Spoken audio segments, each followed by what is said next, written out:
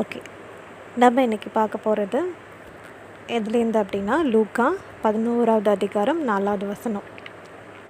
எங்கள் பாவங்களை எங்களுக்கு மன்னியும், நாங்களும் எங்களிடத்தில் கடன்பட்ட எவனுக்கும் மன்னிக்கிறோமே. இந்த வசனத்தை தான் நம்ம இன்றைக்கி பார்க்க போகிறோம். சரிங்களா? இந்த இதை வாசிக்கிறப்போ எனக்கு 2 கேள்விகள் எனக்குள்ளே எழும்புச்சு. முதலாவது கேள்வி, நான் எல்லாரையும் மன்னிச்சிட்டேனா? என்னை கஷ்டப்படுத்தினவங்க, எனக்கு விரோதமாக இருந்தவங்க, அப்படிப்பட்டவங்களெல்லாம் என்னோடய வாழ்க்கையில் நான் மற்றவங்கள மன்னிச்சிட்டேனா அப்படின்றது முதலாவது கேள்வி எனக்கு தோணுச்சு. 2வது, நான் ஆண்டவர்கிட்ட என்னோடய பாவத்துக்காக அறிக்கை செய்துட்டேனா அப்படின்ற கேள்வி எனக்கு எழுந்துச்சு. 2 கேள்வியும் எனக்கு தோணுது. ஒருவேளை நீங்கள் வாசிக்கிறப்ப இந்த பகுதியை உங்களுக்கு இன்னும் நிறைய கேள்விகள் தோணலாம் உங்களோட பர்சனல் லைஃப்லேருந்து இருந்து. சரிங்களா? சரி, இப்போ நம்ம வந்துட்டு இந்த வசனத்துக்கு தகுந்தாப்பில் ஏசு கிறிஸ்து என்ன சொல்லியிருக்கிறாங்க, இளஞ்சுவேட் அம்மையார் என்ன எழுதியிருக்காங்கன்னு சொல்லிட்டு நம்ம படிப்போம். ஏசு கிறிஸ்து என்ன சொல்கிறாங்க முதலாவது அப்படின்னா, மற்றவங்கள மன்னிச்சாதான் நம்ம தேவனிடத்துலேருந்து மன்னிப்பு பெற்றுக்கொள்ள முடியும் அப்படின்றது முதலாவது காரியத்தை சொல்கிறாங்க. ஸோ நம்ம மற்றவங்கள மன்னிக்கிறது ஒரு முக்கியமான காரியமாக இருக்குது. அவங்க எப்படிப்பட்ட செயல்னால நம்மளை கஷ்டப்படுத்தினாலும் சரி, சொல்லுனால கஷ்டப்படுத்தினாலும் சரி, நமக்கு என்ன துரோகம் செய்தாலும் சரி, நம்மளை பற்றி தப்பாக பேசிட்டாலும் சரி, அது எப்படிப்பட்டதாக வேணாலும் இருக்கலாம். சரிங்களா? நம்மளை காயப்படுத்தினதும் நமக்கு தான் தெரியும் என்ன ஆச்சு அப்படின்னு சொல்லிட்டு. அது எது மாதிரி இருந்தாலும் நம்ம வந்துட்டு மற்றவங்கள மன்னிக்கணும் அப்படின்னு சொல்கிறாங்க. சரி, நமக்கு எப்போ அந்த மன்னிக்கிற குணம் வரும்? தேவனோட அன்பு வந்துட்டு நம்மக்கிட்ட இருந்தால் மட்டும்தான் அந்த குணம் வரும். சரிங்களா? ஏன்னா காட் இஸ் லவ் இல்லை, அவர் அன்பாலே நிறைந்தவர். அவரோட குணம் நமக்கும் இருக்கிறப்ப மட்டும்தான் நம்மளால் மன்னிக்க முடியும். சரி, இதுதான் வந்துட்டு மத்தேயு நம்ம 6:14-15 பார்க்க முடியும். மனுஷருடைய தப்பிதங்களை நீங்கள் அவர்களுக்கு மன்னித்தால் உங்கள் பரமபிதா உங்களுக்கும் மன்னிப்பார். மனுஷருடைய தப்பிதங்களை நீங்கள் அவர்களுக்கு மன்னியாதிருந்தால் உங்கள் பிதா உங்கள் தப்பிதங்களையும் மன்னியாதிருப்பார். ஓகேவா? ஸோ நம்ம மன்னிச்சா மட்டும்தான் நமக்கு மன்னிப்பு பெற முடியும் அப்படின்றது இங்கே தெளிவாக கொடுத்துருக்குது.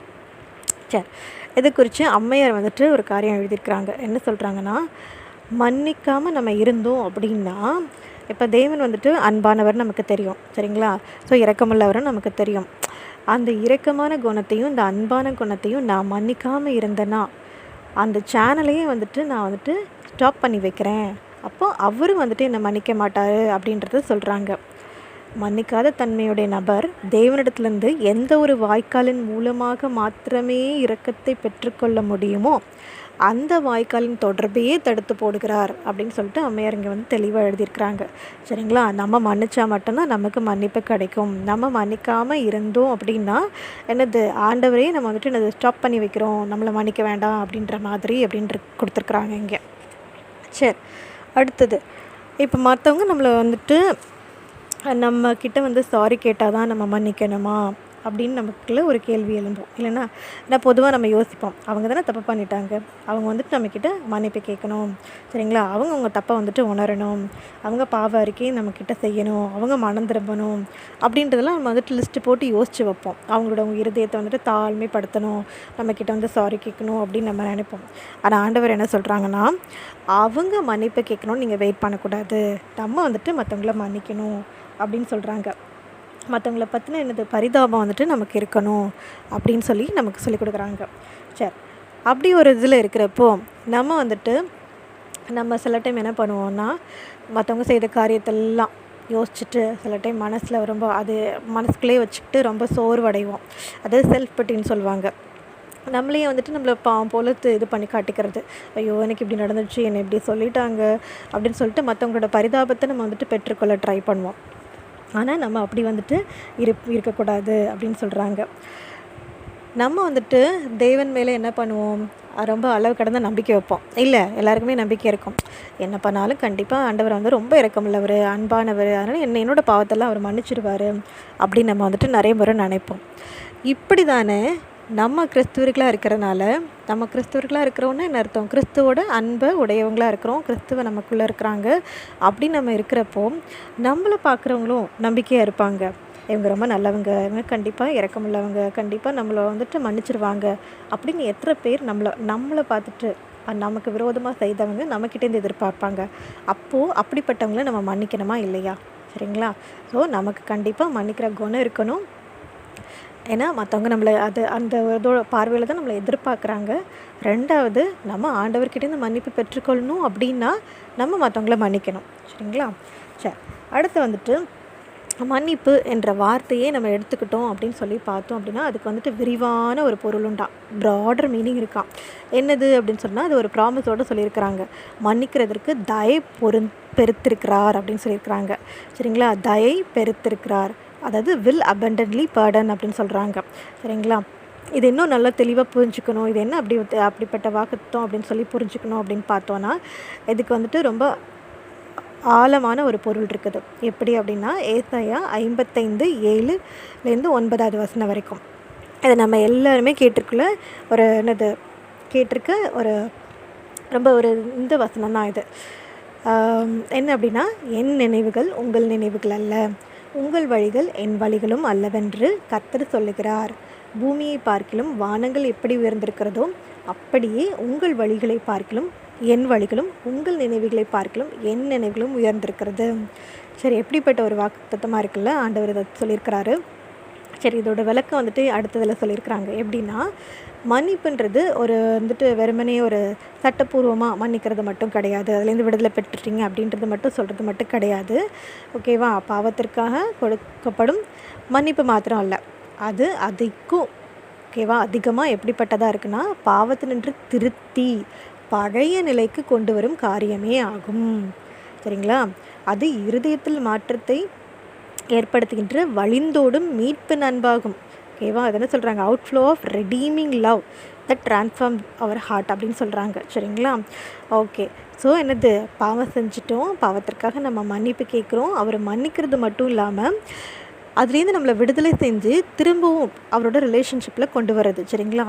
எப்படி அப்படின்னு சொல்லி பார்த்தோன்னா, நம்ம பாவத்துக்கு முன்னாடி எப்படி இருந்திருப்போம், ஆண்டவர்கிட்ட நெருங்கி ஜீவிச்சிருப்போம். கண்டிப்பாக அவரோட அன்பில் வாழ்ந்துட்டுருப்போம், அவரோட பாதையில் நம்ம வாழ்ந்துருப்போம். ஆனால் நம்ம பாவத்தை நோக்கி போகிறப்ப ஆண்டவரோட விலகி நம்ம பாவம் செய்திருப்போம். இப்போது பாவம் செய்துட்டோம், பாவத்துக்காக நம்ம மன்னிப்பு கேட்குறோம், ஆண்டவர் மன்னிக்கிறாரு. அது மட்டும் நிறுத்திடலாமல் அவர் என்ன பண்ணுறாராம், அவரோட பழைய இதுக்கு, சரிங்களா, நம்மளோட பழைய நிலை என்னது, ஆண்டவர்கிட்ட நம்ம நெருங்கி ஜீவிச்சோம்ல அந்த நிலைக்கே அவர் வந்துட்டு கொண்டு வருவாராம். திருத்தி நம்மளோட பாவத்துலேருந்து திருத்தி, எந்த தப்பாக இருந்தாலும் அதுலேருந்து திருத்தி பழைய நிலைக்கு அவர்கிட்ட திரும்ப நம்ம வந்துட்டு வர்றதுக்கு வழி செஞ்சு கொடுப்பாராம். சரி, இதை பற்றி பார்த்தோம் அப்படின்னா, தாவீது வந்துட்டு அவங்க ஜெபித்த போதும் மன்னிப்பு பற்றி அவங்களுக்கு புரிஞ்ச நல்ல சரியான கருத்தை வந்துட்டு அவங்க பெற்றிருந்தாங்க. ஓகேவா? அவங்க அதை பற்றி எப்படி சொல்கிறாங்க அப்படின்னா, சங்கீதம் 51:10 வந்துட்டு சொல்கிறாங்க, தேவனே சுத்த இருதயத்தை என்னிலே சிருஷ்டியும், நிலைவரமான ஆவியை என் உள்ளத்திலே புதுப்பியும். சரிங்களா? திரும்ப புதுப்பிக்கிறது, திரும்ப அதை வந்துட்டு மீட்டெடுக்கிறது நம்ம. அடுத்து இன்னொரு வசனமும் சொல்லியிருக்காங்க பாருங்கள், சங்கீதம் 103:12 மேற்குக்கும் கிழக்குக்கும் எவ்வளவு தூரமோ அவ்வளவு தூரமாய் அவர் நம்முடைய பாவங்களை நம்ம விட்டு விலக்கினார். இதுதான் வந்துட்டு அந்த வசனத்துக்குரியது. என் நினைவுகள் உங்கள் நினைவுகள் அல்ல, உங்கள் வழிகள் என் வழிகளும் அல்ல. எப்படி வந்துட்டு பூமியை பார்க்கலும் வானங்கள் எப்படி உயர்ந்திருக்குதோ அதுபோல் உங்கள் வழிகளை பார்க்கலும் என் வழிகளும் உங்களோட நினைவுகளை பார்க்கலும் என் நிலைகளும் உயர்ந்திருக்கிறது.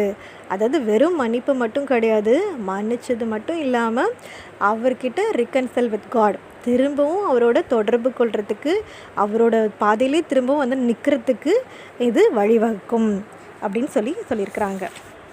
சரி, அடுத்த பேராகிராஃபில் என்ன பார்க்குறோம் அப்படின்னா, காட்ஸோட அன்பை குறித்து கொடுத்துருக்குறாங்க. சரி, இதை எப்படி அன்பு குறித்து கொடுத்துருக்காங்கன்னா, நமக்கு தேவனோட அன்பு எப்போவுமே புரிஞ்சுக்கணும்னு நம்ம என்ன வசனத்தை எப்போவுமே யோசிப்போம், யோவான் 3:16 தான் நமக்கு ஞாபகம் வரும். என்ன சொல்லியிருக்காங்க, அது தேவன் வந்துட்டு என்ன பண்ணுவாங்க, அவரோட ஒரே பிறந்த மகனை வந்துட்டு மறிக்க கொடுப்பாங்க. சரிங்களா?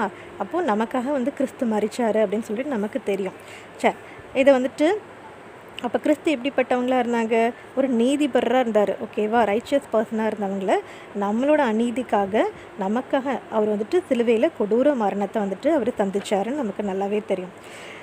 ஓகே, இங்கே வந்துட்டு நான் ஒரு காரியத்தை சொல்ல விரும்புகிறேன். என்ன அப்படின்னா, இப்போ பேரண்ட்ஸ் இருக்கிறாங்க இல்லை, அவங்க வந்துட்டு பார்த்தோம் அப்படின்னா இது எல்லா பேரண்ட்ஸ்க்கும் புரிஞ்சிக்க முடியும்.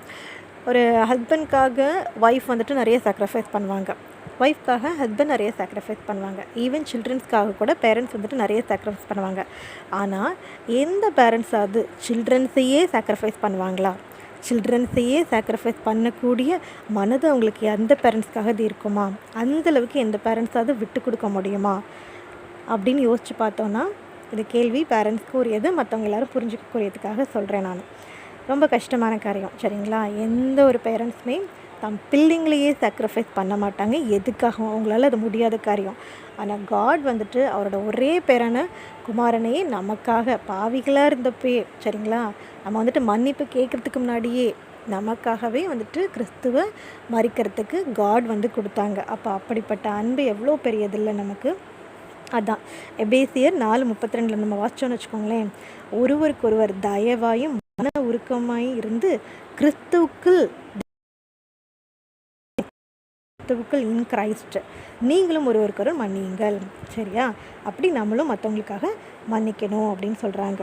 சரி, இந்த உலகத்தில் பார்த்தோம் அப்படின்னா நிறைய பேர் பாவத்தினால நம்பிக்கையற்று போயிருப்பாங்க, இல்லை நிறைய பேர் சின்சிக் சோலாக இருப்பாங்க. அதாவது பாவத்தினால வந்துட்டு அந்த ஆத்மா வந்துட்டு ரொம்ப பலகீனப்பட்ட ஆத்மாவாக இருக்கும் அப்படின்னு சொல்லி நமக்கு தெரியும் சரிங்களா?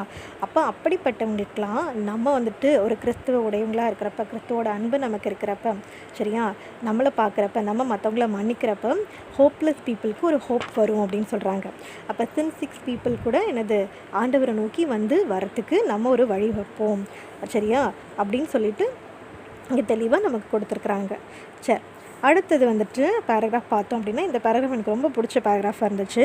ஏன் அப்படின்னா சரிங்களா, இது நம்ம எல்லாருமே எக்ஸ்பீரியன்ஸ் பண்ண பேராகிராஃப் இது. ஓகேவா? இந்த பேராகிராஃபில் என்ன சொல்லியிருக்காங்க அப்படின்னா ஆண்டவரோட அன்பை நம்ம வந்துட்டு அறிஞ்சிக்கணும், நல்லா புரிஞ்சுக்கணும், அப்படி புரிஞ்சுட்டு நம்ம விசுவாசிக்கணும் அப்படின்னு சொல்லியிருக்கிறாங்க. ஓகேவா? இந்த இது வந்துட்டு எங்கே இருக்கும் அப்படின்னா 1 யோவான் 4:16 இதை தெளிவாக கொடுத்துருப்பாங்க. சரி, ஆனால் ஆண்டவரை நல்லா அறிஞ்சிக்கிறதுக்கும் புரிஞ்சிக்கிறதுக்கும் யார் ஆண்டவரோட எதிரி பிசாசானவன் இருக்கான்ல, அவன் வஞ்சக வழியினால் நம்மளை வந்துட்டு அவ்வளோ சீக்கிரம் ஆண்டவரை புரிஞ்சுக்கொள்ள நம்மளை விட மாட்டான். அவன் வந்துட்டு என்னது சேட்டன் டிசப்ஷன் வந்துட்டு நிறைய இருக்கும். சரி, எப்படி அப்படின்னா இப்போ நம்ம பாவம் பண்ணிட்டோம், மன்னிக்க பெறணும் அப்படின்னு நினைக்கிறப்ப நம்ம என்ன பண்ணுவோம்? உடனே நமக்கு வந்துட்டு நிறைய அழுகையாக வரும், கஷ்டமாக இருக்கும், சோகமாக இருப்போம். நம்ம முழங்கால் போட்டு ஜெபிப்போம் அப்படின்னு சொல்லிட்டு நினச்சி நம்ம என்ன பண்ணுவோம்? ஜெபம் பண்ண ஆரம்பிப்போம். இல்லை, அப்போ தான் சாத்தான் வந்துட்டு என்ன பண்ணுவானா, நம்மளோட காதில் வந்துட்டு நிறைய காரியங்களை சொல்லுவானாம், நிறைய இதை ஞாபகப்படுத்துவானாம். அது அம்மையாக ரொம்ப அழகாக எழுதியிருக்காங்க பாருங்களேன். நமது தவறுகளும் மீறுதல்களும் மிகவும் பொறுக்கக்கூடாத அளவிற்கு மோசமானவை என்றும். சரிங்களா? இப்படி இந்த மாதிரி டைலாக்ஸ்லாம் அவன் சொல்லுவான். நம்மளோட தப்பு வந்துட்டு ரொம்ப நம்ம மீறினது வந்துட்டு அளவு கடந்தது, அதை பொறுக்கவே முடியாது யாராலையும் அப்படின்றது. நமது ஜெபங்களின் மீது ஆண்டவருக்கு எந்த நன்மதிப்பும் கிடையாதென்றும். நம்ம இப்போ ஜெபம் பண்ணுறது வந்துட்டு ஆண்டவர் எந்த வேல்யூமே கொடுக்க மாட்டாங்க. எனவே அவர் நம்மை ரட்சிக்கவும் ஆசீர்வதிக்கவும் மாட்டார் என்றும். நம்மளை வந்துட்டு ஆண்டவர் ரட்சிக்க மாட்டார், ஆசீர்வதிக்க மாட்டார் அப்படின்னு எண்ணும்படி நம்மை வழிநடத்துவான்.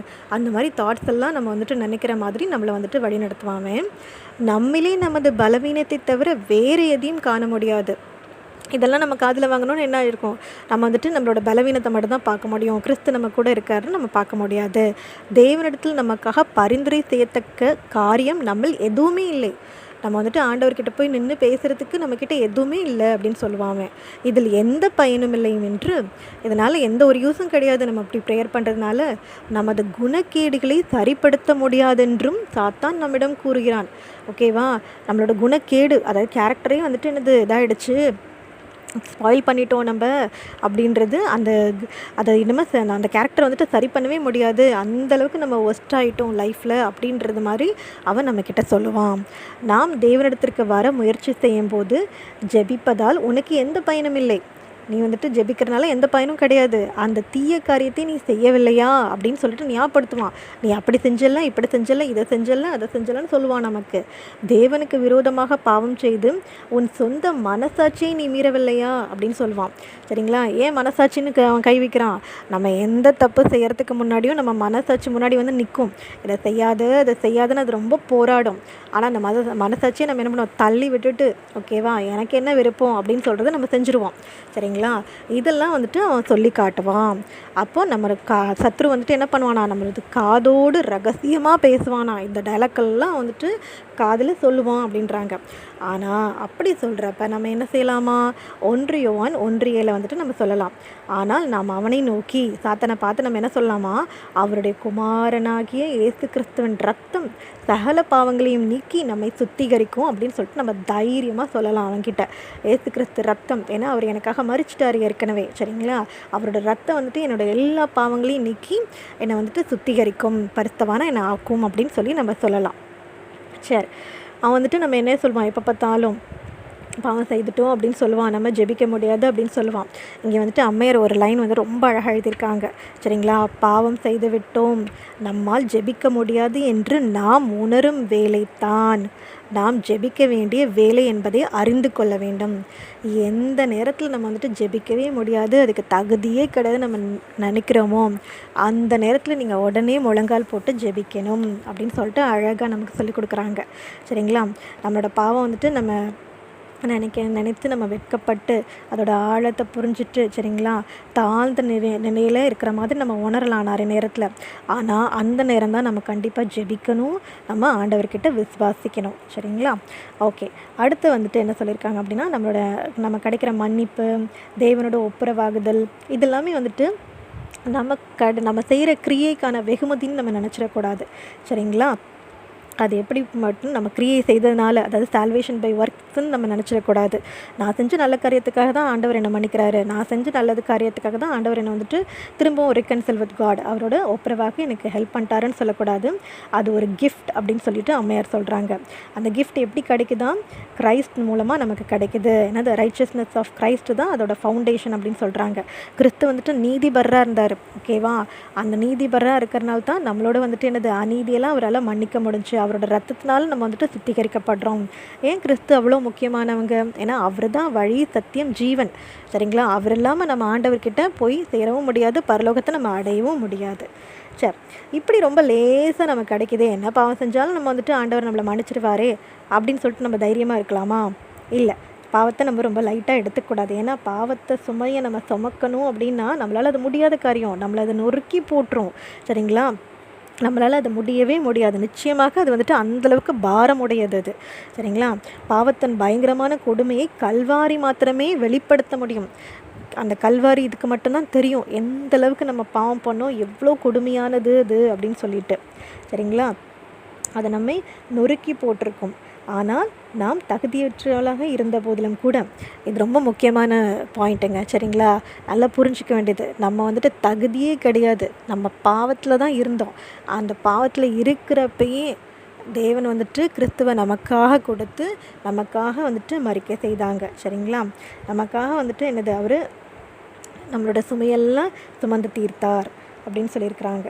சரி, இது எவ்வளோ பெரிய ஒரு காரியம் இல்லை, நம்ம யோசிக்க முடியாத அளவுக்கு பெரிய காரியத்தை நமக்காக ஆண்டவரும் கிறிஸ்துவும் நமக்காக செய்திருக்காங்க. நம்ம செய்ய வேண்டியதெல்லாமே கிறிஸ்துவை நமக்குள்ளாக ஏற்றுக்கொண்டு, கிறிஸ்தவர்கள் நம்ம சொல்லிக்கிறோம்ல, அப்போ கிறிஸ்து நம்ம கிட்ட இல்லைன்னா என்ன, நம்ம கிறிஸ்தவர்கள் அல்லன்றது அர்த்தம், சரிங்களா? அப்போது கிறிஸ்துவை நமக்குள்ளாக ஏற்றுக்கொண்டு கிறிஸ்துவோட அன்பில் நம்ம வாழ்ந்து நம்ம மற்றவங்கள மன்னிக்கணும். நமக்கு எவ்வளோ பெரிய காரியங்கள் எவ்வளோ பெரிய செஞ்சாலும் நம்ம மற்றவங்கள மன்னிக்கணும். அப்போ தான் வந்துட்டு என்ன பண்ணுவாங்க, ஆண்டவர் நம்மளை வந்துட்டு மன்னிப்பாங்க. சரி, இங்கே ஒரு 2 வசனங்கள் கொடுத்துருக்குறாங்க. 1 யோவான் 1:9, நம்முடைய பாவங்களை நாம் அறிக்கையிட்டால் பாவங்களையும் நமக்கு மன்னித்து எல்லா அநியாயத்தையும் நீக்கி நம்மை சுத்திகரிப்பதற்கு அவர் உண்மையும் நீதியும் உள்ளவராக இருக்கிறார். ஏன்னா காட் வந்துட்டு ஜஸ்ட் இல்லை, அவர் வந்துட்டு நீதிபரர் அப்படின்னு சொல்லி பார்க்குறோம்.